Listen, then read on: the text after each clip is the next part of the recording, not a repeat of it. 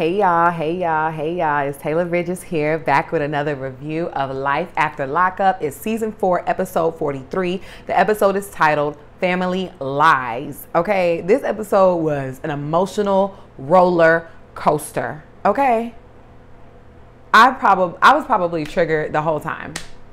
Y'all, Life After Lockup does that to you. Oh my gosh. Okay, spoiler alert, I'm saving Monique and Derek's behinds for last. Okay, Amber and Puppy.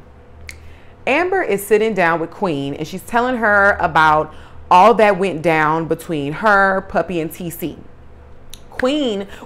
Puppy has been calling Amber, but Amber hasn't been picking up the phone. So Queen encourages Puppy to reach out. Queen encourages Amber to reach out to Puppy since she hasn't talked to her since the incident, right?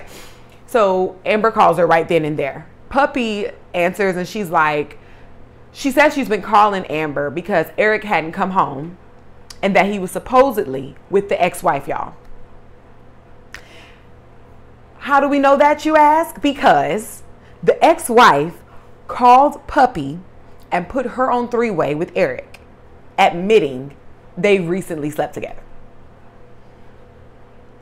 But I initially gave Eric a little bit of the benefit of the doubt. I'm thinking Eric is in a lot of debt. Maybe he was doing a little sex work. Maybe he was doing something strange for some change. Because if not, it is super insulting to Puppy. Because part of Eric's debt is a result of his divorce to this very woman. So apparently it can't have been that bad of a marriage or a divorce if Eric is spinning the block for the woman who represents a large load of his debt. And then Puppy's talking about, it's not that simple to leave. I don't know how. Eric has nothing right now. Puppy is the literal definition of I can do bad all by myself. Puppy could do worse on her own. What does Eric bring into Puppy's life? And Puppy's burnt damn near every bridge. So Puppy's going to have to get herself out of the situation. Talking about it's not that simple to leave. Figure it out. What could be worse? What could be worse at this point? Eric finally makes it back home and Puppy tells him that she wants to go visit her mom. You think Eric brought up coming in at home at 5 a.m. or anything to do with that ex-wife? No, because Eric runs that house. See, Puppy gives Eric all the control. Eric does whatever he wants. He doesn't answer to Puppy for what? Eric can do whatever he wants with no consequences. What is Puppy going to do? She has no control in that relationship. She can't do anything. She can't even drive herself away. But I'm glad Puppy didn't bring it up to him. It's no point. The argument is beyond pointless. He does take her to her mom's house. The vibe is weird. I wouldn't do that. I wouldn't do that to my partner, and I'm not letting my partner do that to me. We could have whatever going on. If our vibe energy not right, by the time we go see my people, you need not be there. Because we're not like, no. If I want to go sit around my mama or my nana, all this got to go out the window. Because when we're around her, the energy needs to be right. And I wouldn't go around my man's people like that. If we beefing and I just can't, push it to the side for the time being, get the vibe right, then I just won't go.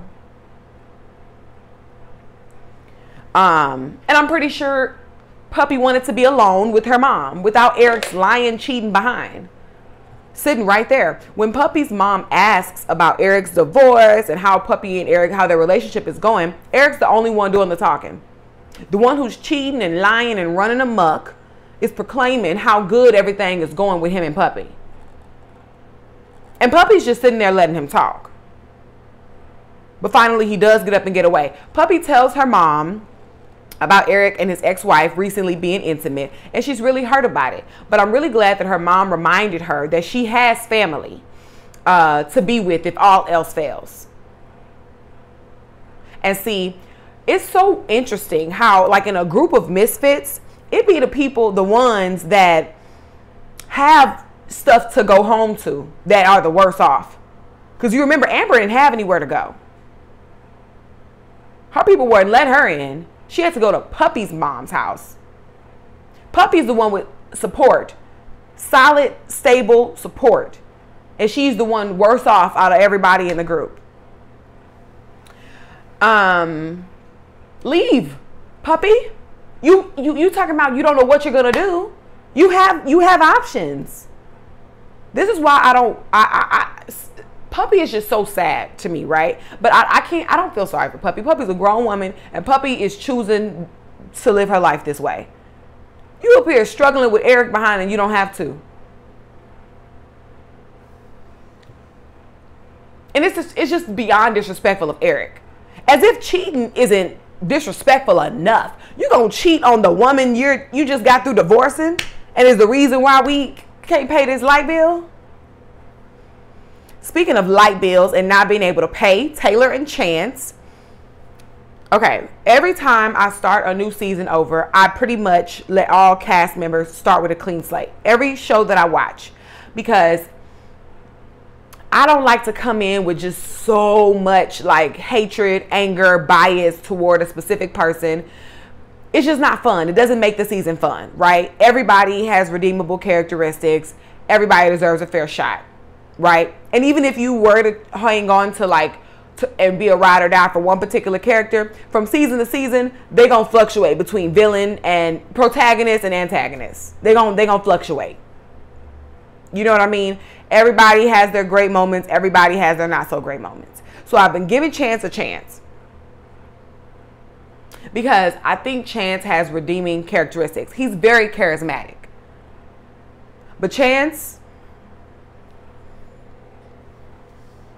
is never changing, okay? Taylor is upset that Chance wasn't answering his phone when she was calling. There is no do not disturb for your pregnant fiance. You can have this do not disturb on for everybody else, but just not her. Anything could be going on. Chance is telling Taylor about his son coming to visit in the next couple of days, and she's not thrilled about him not consulting her about buying the son's plane ticket first, which I totally understand. Because you haven't even paid the light bill yet. But Chance ends up saying exactly what Taylor needed to hear. Chance said, until we're married, you do not have a say-so on what I do. And not only is Chance within his legal right, he's absolutely correct. He's absolutely correct. Second, that's exactly how Chance feels. For real. Third, best believe that even when they get married, Chance is going to move that goalpost to maintain his stance. You do not have control over my money. Your money, no, my money is my money. Your money is our money. Because Chance sure was able to go into Taylor's house, rock her entire world, tell her what to do with her money. And this is who Taylor has had her fourth child with. He can come in, mess up her credit card, wreak all this havoc, get her sister kicked out. But if Chance left that house that day, he'd be just fine. It's Taylor who'd be stuck with 4 kids and no support. But Taylor doesn't care. She doesn't enforce or demand any sort of real respect and consideration. She continues to settle for nothingness. So, oh well, I cannot want more for you than you want for you. You gonna let a criminal come and run the finances of your family when you have 3 girls and 1 on the way depending on you? Girl, bye. Get some self-esteem. Absolutely not. And I'm not even mad at Chance. He's absolutely right. You can't tell me what to do with my money. You can't tell Chance what to do with his money. He shouldn't be able to tell you what you can do with yours, especially when A, y'all are not married, like Chance said, and B, you have like real dependents. Chance hasn't told his son about the new baby coming, talking about he doesn't want the son to feel like a burden. That's just more proof. Chance is living for self. He's just living selfishly. It is not about that. That's not what's at play here. Whether somebody feels like a burden or not. A new child is coming, a new sibling. That's information that the son needs to be privy to. It's not totally that big of a deal for him to tell him ahead of time because he's about to find out anyways when he shows up. But still, making the excuse about how you didn't want to tell him because you don't want him to feel like a burden. He's never been a priority. He knows that. Clearly, you haven't been in his life. So why would he now start feeling like a burden to you? What have you done for him? He's never been a priority. Technically, he's always kind of been a burden. So what's new? Oh, Lord. Chance says he's going to take the son when he comes to the strip club. And my initial thought was that he was joking. Because one, Chance is negative broke. Chance is beyond broke. He's broke for a broke person. Okay?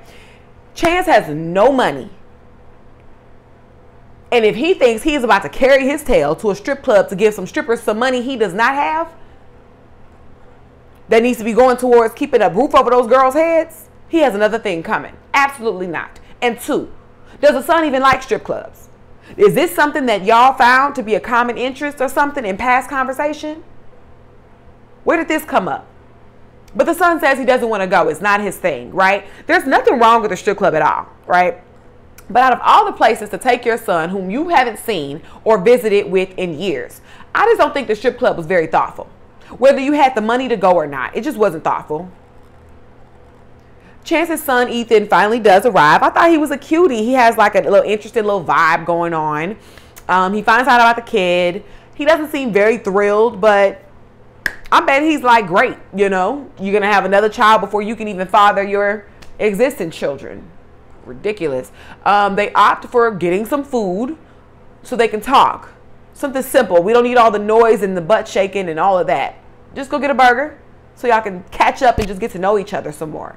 I think Ethan had a gentle spirit. He said he grew up thinking a dude named Lloyd was his dad, and he got a little emotional about not having that father figure growing up. And I am glad that him and Chance are having this time to talk, and that Ethan is being conversational. He's being open and honest. He's not being like standoffish and shy, you know, especially being that it's been so long without Chance in his life. You know, usually these people, after not seeing, you know, their parent for such a long time, it's like a little awkward. But I thought he was, you know, he portrayed himself to be a really good kid with a great, you know, head on his shoulders. I think his mom and whoever else raised him, I think they did an excellent job. I think he was super receptive and he was loving and understanding. And I think Chance is really lucky to have Ethan as a son. I hope he does not screw it up.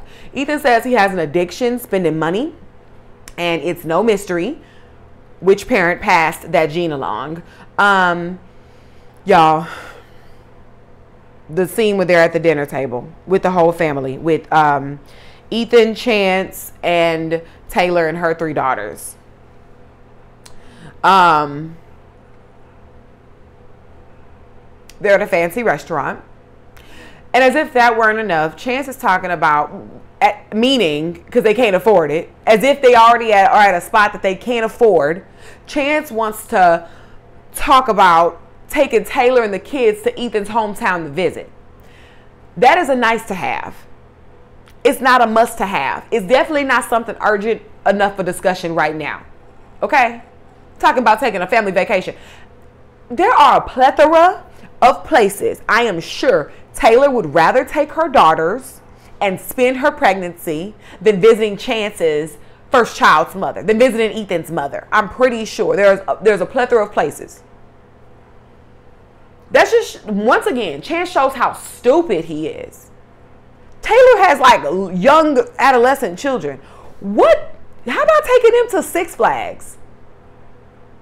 Why would they want to take a road trip to meet Ethan's mom and see that his side of town? They don't understand what's going on. They don't care.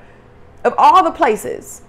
He's an idiot. Chance reveals they're going to name the new baby Mason. Originally, okay, it was cool, right?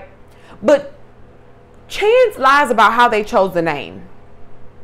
He says they got the name from ancestors and that he wants to continue the tradition of naming his children after his ancestors. But Taylor says they basically found the name online.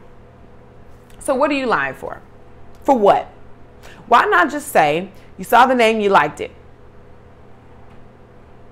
If you want to go a little extra mile, you saw the name, you liked it, you did research on it, and found out it meant such and such, and that meaning resonated with you because of such and such. Makes sense to me. But people who lie for no reason like that are truly dangerous. They'll take it far, no matter how ridiculous. Especially when they lie about stuff nobody cares about. It's like lying about whether you right-handed or left-handed. And Chance would definitely lie about something like that. Who cares? Mason is a very common name. It doesn't have to have some deep philosophical meaning. Why do you have to lie about that? He's a weirdo. Taylor is staring at the dinner bill, and it's because the bill is high, right? Chance is going to ask her, how much does she have on her card? No, dude. This was your idea. This is your son visiting, okay? Why didn't you call all your cards beforehand to make sure you had the funds before you chose a fancy restaurant for a party of 6? Y'all could have ordered 2 large pizzas from Papa John's and sat around the dinner table and played some games. Play some cards, some dominoes. Chance's priorities are just effed up. But this is who Taylor, I don't care. Because this is who Taylor chose to have a 4th. It's already bad enough this is the type of man she even let in her household as her man having dominion over her daughters. That's already bad enough, but you gonna get pregnant by this dude? You about to get married to this dude? I don't feel sorry for Taylor. Taylor is getting exactly what she wants for her life. It was just ridiculous. The waiter comes. Chance has the waiter splitting the bill up all kinds of ways across all multiple cards. Okay? This is a testament to how lousy Chance is with money. But he want to talk about Taylor. She knows nothing about making money. She only knows how to spend it. Pot calling the kettle. The audacity of Chance. I'm gonna tell Taylor she don't know what she doing. She literally was better off before him. A woman with 3 kids, a single mom with 3 kids. How that sound? A single mom in her 20s with 3 kids was better off before a 40-something-year-old grown man came into her life. That's what kind of dude you are, Chance. You're a liability. You're not an asset. You're a liability. And the restaurant thing was not a necessity, right? That's not why his son is there. You focus on all the wrong things. I already said it last episode. I hope Chance don't do the most trying to impress this boy. It's not what that's about. Strip club, fancy restaurant. You trying to portray what you trying to do? What you trying to show? Chance, you're not fooling anybody. It does not take a rocket science to see that y'all,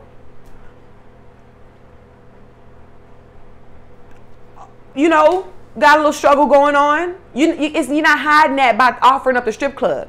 You're not hiding that by going to this neighborhood restaurant. But it's also a testament to how Taylor lets Chance do whatever he wants, and it affects the finances that her daughters rely on. Because I would have made Chance figure it out on his own. See, Taylor, you messing it up for the Taylor. See, I'm used to Taylor. See, we don't play. Taylor, you giving us a bad rep. You should let him figure out this is his son. This was his idea. To put Taylor on the spot like that wasn't cool. I would never let a dude play with me like that, let alone the man I'm pregnant by. The bar is way down low. Taylor should let him figure it out on his own, and he should have been able to look like a clown on his own. Chance could have at least discussed this ahead of time with Taylor so she wasn't caught off guard. But see, Chance, he knew she had something on those cards to cover it. Chance keeps up with Taylor's pockets. Taylor don't know what Chance got going on. She too dumb. She too dumb to either realize she needs to find out what his finances are like or handle finances completely separately so she can protect her daughters. And then Chance has the audacity to ask Taylor why she's upset. Chance knows how to get under skin. I don't like people like that. When people do something crazy and then when you visibly have an attitude or a little standoffish, why are you mad? See, Chance is testing. Chance is really testy, but Taylor has the patience for it. She loves it. So, all right, Taylor tells him to shut up in a very nice tone, in my opinion. Okay, because okay, but Chance only sees her telling him to shut up. He don't see the fact that he's been playing with her, putting her in a weird spot, manipulating her, and now she's not in a position to deny you because the food has been eaten.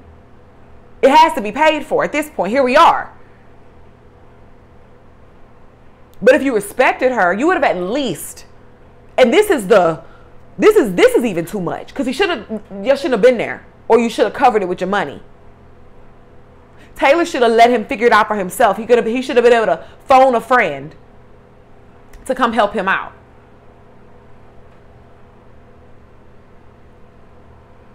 He could have at least let her know, the very least, what was up before y'all got to the restaurant. But Chance decided he was going to do what he wanted to do, and he was going to ask for forgiveness later.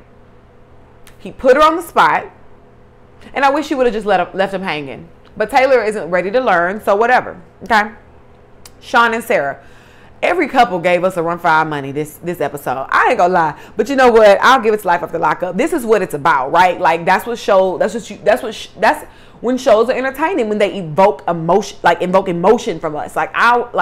Y'all, everybody was triggering and super annoying. Like I wanted to go out. Everybody was about to get this smoke. This on this review. Okay. After Sarah went upside Sean's head with that game controller, Sean is up the next morning with that cute chubby baby. But seeing how Sarah got out of bed with a full face of makeup on, I don't even think Sean really did that much, to be honest. That baby looks like his grandchild. Sean looks old. That baby looked like his grandchild. And Sarah could be his daughter.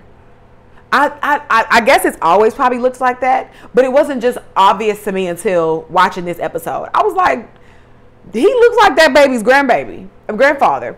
I think Sean should stop having kids.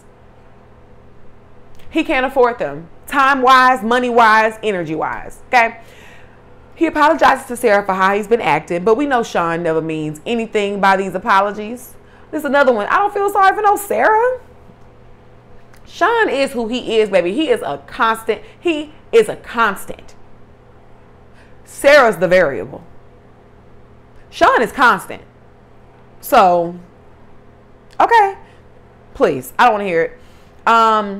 I pray we TV never, ever, ever, ever again pans the camera up close on Sean and Sarah kissing. I deserve better than that. I don't deserve to have to watch that. I don't want to see it again. That was disgusting. Sarah wants a boob job. So her and Sean are at a consultation. I think Sarah's natural body looks great, especially after having 2 kids. Her ex, Anthony, keeps calling her, Sarah, you are behaving in a manner you would not appreciate Sean doing. And that's a problem. Anthony is out of rehab, and he wants to see his daughter and shares that information with Sarah. Sarah says it's something she'll consider, but how is him seeing his daughter something to consider when you were just willing to get all dolled up and go on a date with him? How is he good enough to go on a date and get dolled up, but you have to see about whether he can see his daughter? Shouldn't it have been, if you can't see your daughter and be a father, then I have no interest in linking up, dolling up, going on a date? I feel like the order is backwards. But maybe this is just some janky storyline that they're coming up with, because that didn't make sense to me. Justine and Michael, they're back this episode. We missed them not being in the last episode, but as soon as they got back, I realized I maybe didn't miss them so much. They get on my nerves. Their choices. are just really, really irritating. I am 28 years old, and I don't even have kids. But to see people be so cavalier with parenthood and protecting their children and the environment they have their children in, it's just, when I say my blood boils, it is so selfish.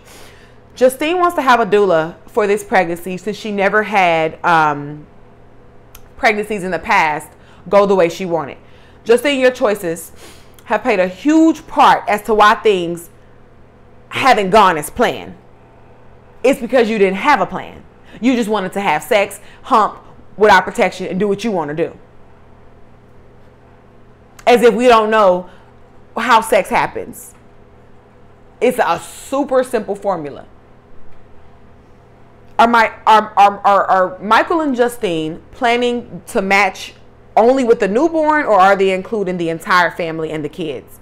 Because I know they have a teenager, but I knew they have like a 13-year-old and like a 6-year-old. But I'm sick. I'm sick of this trend of parents being young and reckless, producing children who they aren't fit to parent, doing a not so good job.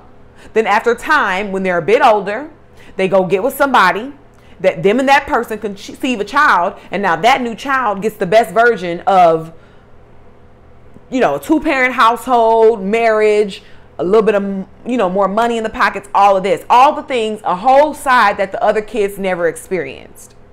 Neither Justine and Michael ever gave their children in the past, their existing children, those 7 kids, the experience of having a married parent, let alone a 2-parent household. And instead of them saying, now that we are in a certain place in life, this is the time to make up for lost time with the kids we already have and work on unifying the family. Not go out and bring a newborn, a new life into this world, into this cracked family that still hasn't even been properly blended a month after this man has left prison. Have y'all ever even had all of the children, Michael's and Justine's, under the same roof for like a week straight? I'd be offended if I were Michael's kids. Too many people on this show are doing this. Taylor and Chance, they have a new baby on the way when Chance hasn't even bonded with his own son, and Taylor hasn't even finished setting up what she got to do with all Taylor has been in her 20s is pregnant. Pregnant in Poe. And now you pregnant again. Sean and Sarah. Sean got 11 kids that he do nothing for. Sarah got a whole baby, a whole child over there, more interested in messing around with cheating on her husband with the daddy, linking up and getting dolled up for him than tending to her own child. But her and Sean have the audacity to have a whole newborn in the picture.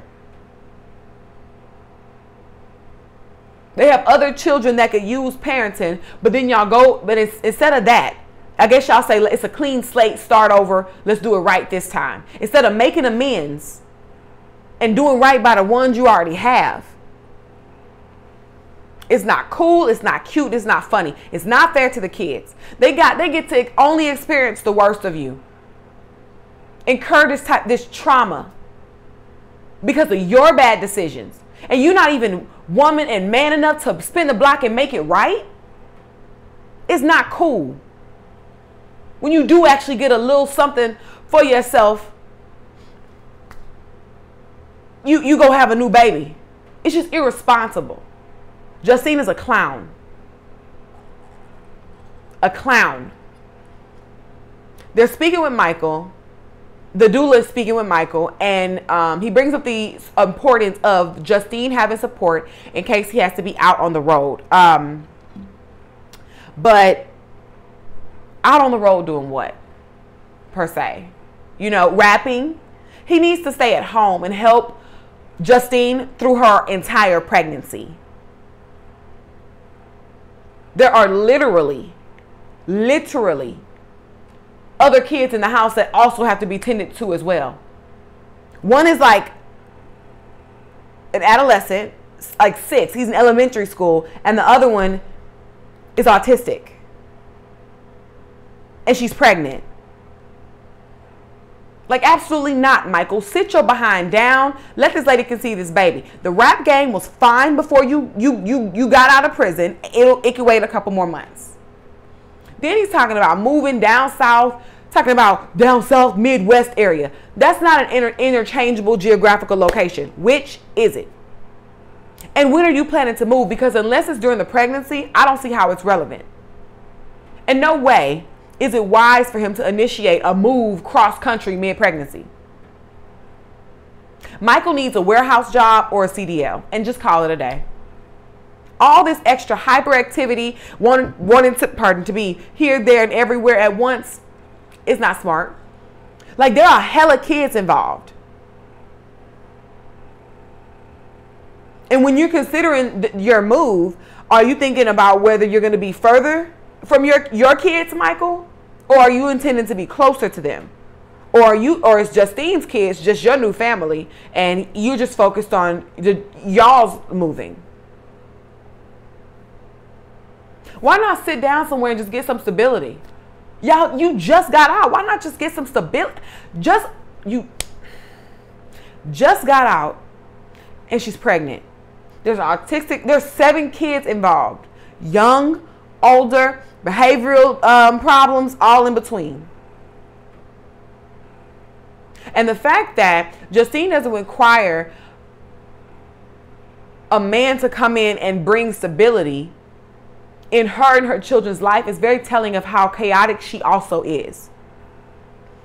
All of those kids, all of the kids on this show are just amid all this chaos that was created by adults.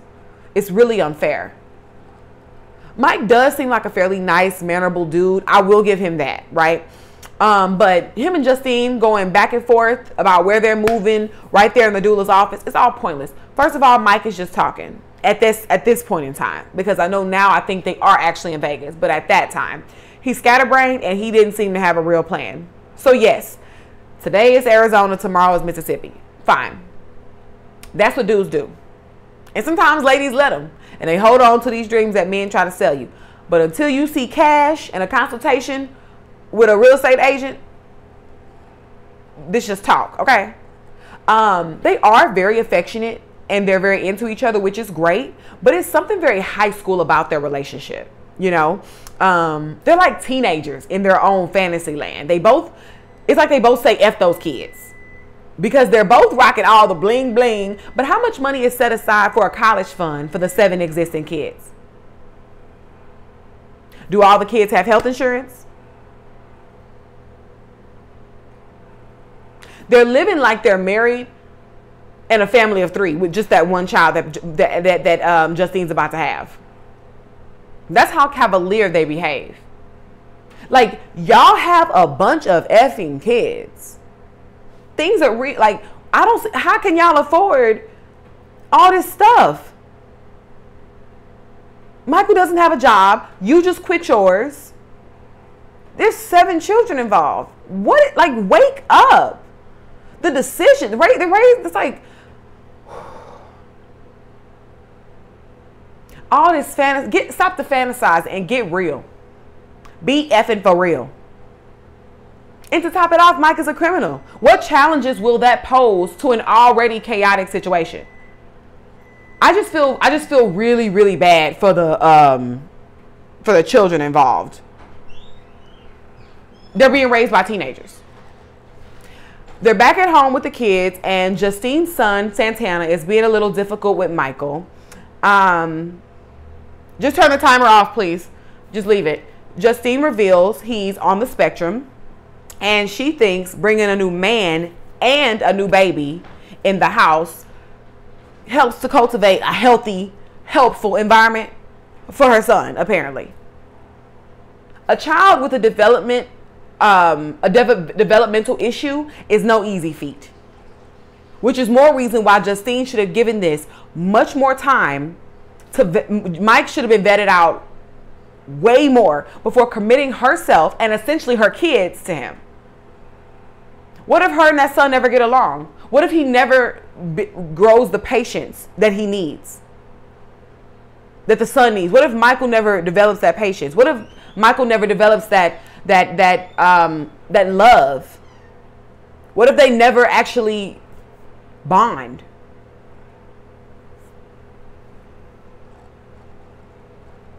But I guess mama needs love too, right? Fine. But mama brought these kids in the world without them being asked to be here. So mama need to get her ducks in a row before she can go have fun. See, mama had her fun. She had a specific kind of fun. That's how the kids are here. So when mama made that bed, mama had to lie in it. Ain't no fun, cavalier, all this and that when you got umpteen kids involved that need your attention and your time and your love first. And you appear giving all that to a man when your kids need you. Justine has learned nothing from her past. And people like that, there are a lot of different kind of people that irritate me on these shows, but that kind of person want to make the mistake, cry about it, then go do it again. Bye. Justine, bye.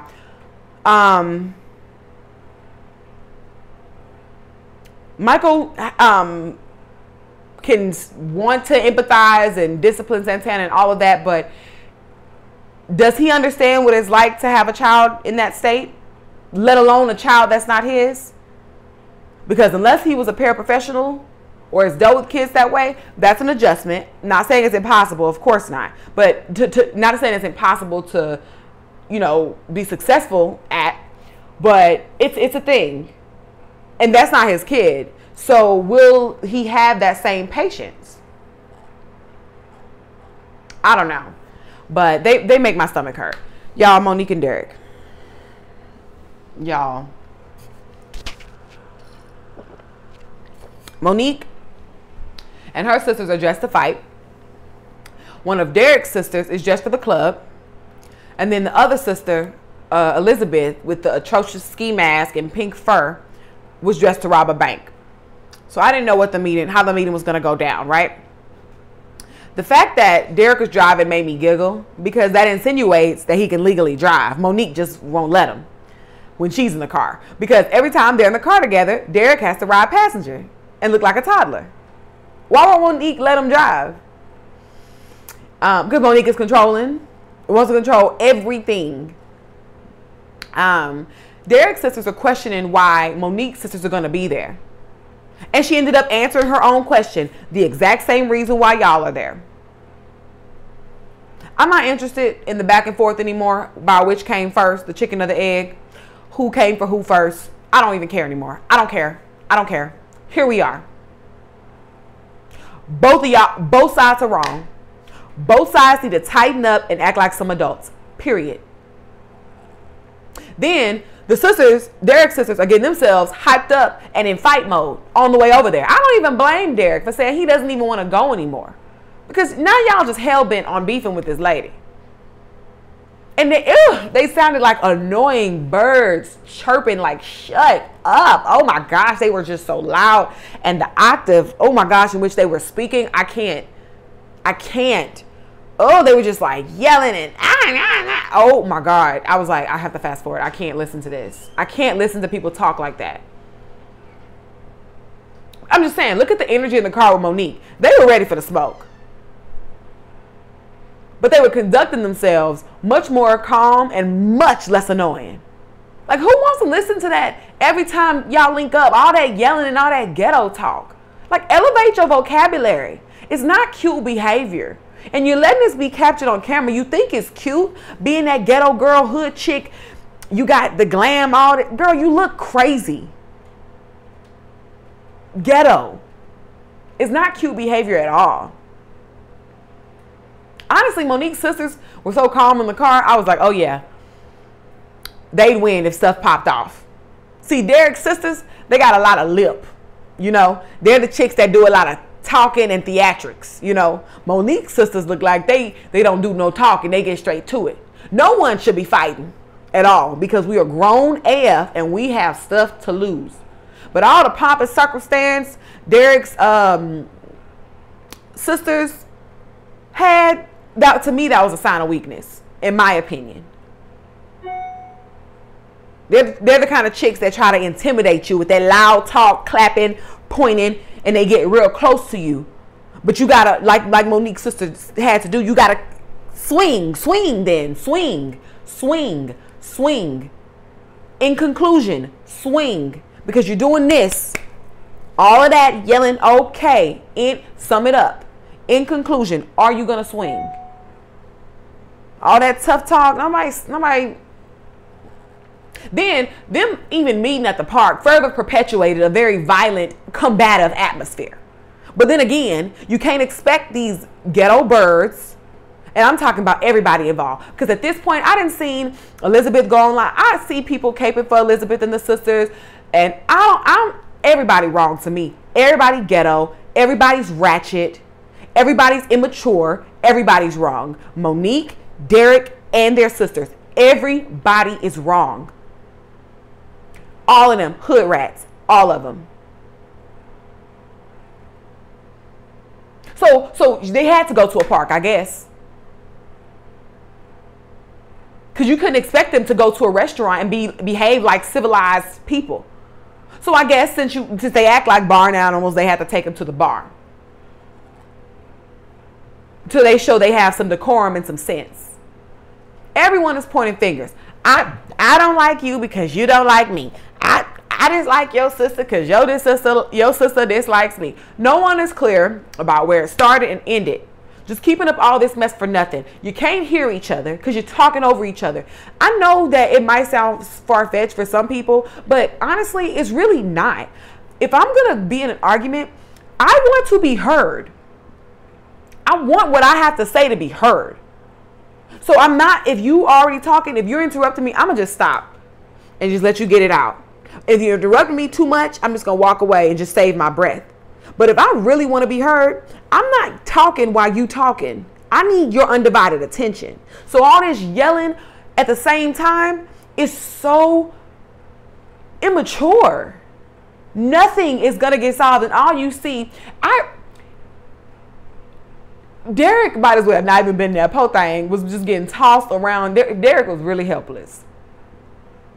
But Derek is not innocent at all. This is what he built. All this build up is because of him. But I will give a nod to Elizabeth for her saying that they all have to take accountability. But I think in order for the conversation to have been productive, maybe you should have started with what you're accountable for, as opposed to pointing the finger for somebody else to be accountable for first. And I know it's a huge ask for these people to be accountable first, but I really think that would have helped disarm everyone. Because clearly the sisters on both sides came to point fingers at the other, when actually it's Derek and Monique at the center. And they both contributed to the breakdown in communication with their families.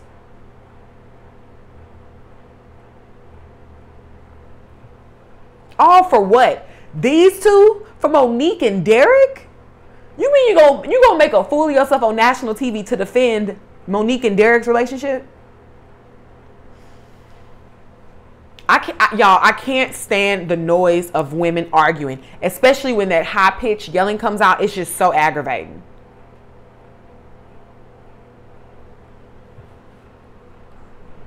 It's super, super, super unproductive. It's just like nails on a chalkboard. That Elizabeth got some strength on her like an ox. Monique wasn't helping. I think she should have held her sisters back, and she should have tried to calm them down the way Derek was trying to do with his sisters. I don't think that was fair, Monique. Elizabeth yells at them how they don't mess with fat bees. And I've already expressed how it's a setup, constantly commenting on Monique being fat. Everybody has something that people can read them on. And people are going to go for what's obvious. Okay, Elizabeth? So stop with this. People can cape for you as much as they want online. You throwing your rock and you hiding your hand. Sis, stop it. Attacking Monique about her being fat is about as old as making fun of you for being trans. Both are wrong.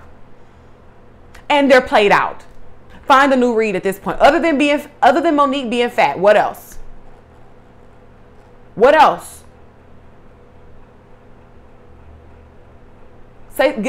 Monique has a bunch of other reads.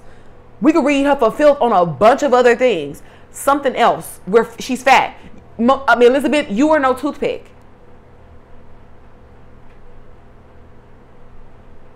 You are no toothpick.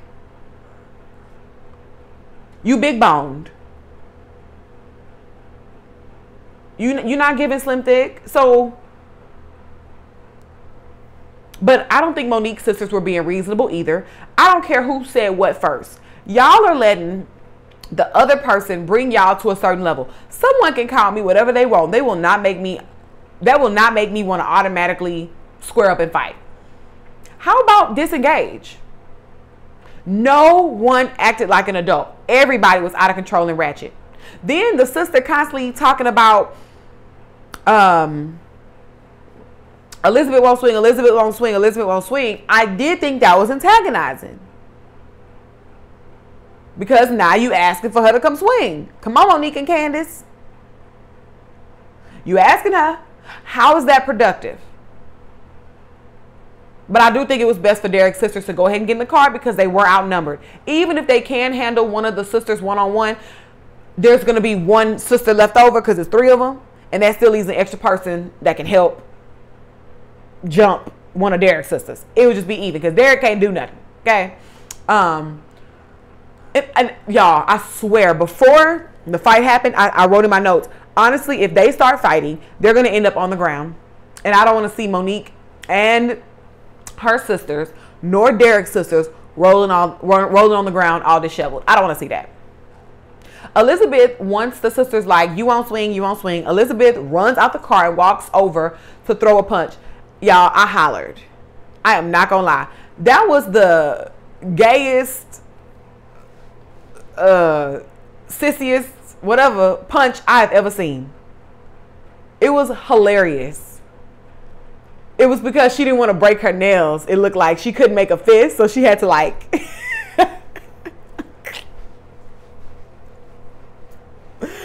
that was funny. Then just as I suspected, somebody falls to the ground. Bob, Monique's sister with the bob, rolling around like a little baby French bulldog. Then Elizabeth's dress is completely lifted up. She's just her dress lifted. She's just flailing her arms in a windmill at whoever's close by. Everybody getting it. She don't know what she doing. Then Derek's other sister is going at it with Bob. Once Bob finally gets up from the ground, from rolling around.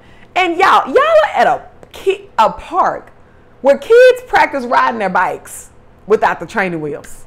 Where kids are here to play tag and hide and go seek. No shame, no gall. All of y'all are pitiful. Y'all let a camera televise y'all on national TV getting down like a bunch of hood rats. For how much money? Elizabeth said online on IG that $1,000 for $1,000 an episode. Not even enough to do something for you for a year's time, at least. By the time the fight finished, all Elizabeth and the other sister's nails are all gone, ripped off, gross. Elizabeth has the audacity to be on the ground needing a timeout.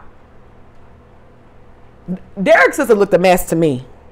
They did. Their wig. It's because they wore them wigs. Them wigs. It was a lot of hair they had on them. Monique's sisters' heads were pretty much, Monique and her sister, one of the sisters, they were pretty much intact despite the bob. The other sister, the little bob was a little shifted, but I won't call a winner or a loser because everybody lost. Everyone represented themselves horribly and with no class. I was genuinely disgusted. Like, now I can speak about it in a lighter tone, but when I watched it, y'all, my blood was boiling again. This whole episode, basically. I don't like that. I don't want to see that ratchet kind of stuff. Y'all don't have to act like that. And then, so now what? Where's the storyline gonna go? Yeah, y'all are too old. Y'all ain't even getting paid enough to beef this much. It's not that deep. Over what? Over Derek. So whatever, y'all, that is my review of Life After Lockup. That is all I have. Thank you so much for tuning in, and I'll check y'all out and my next review. All right, bye.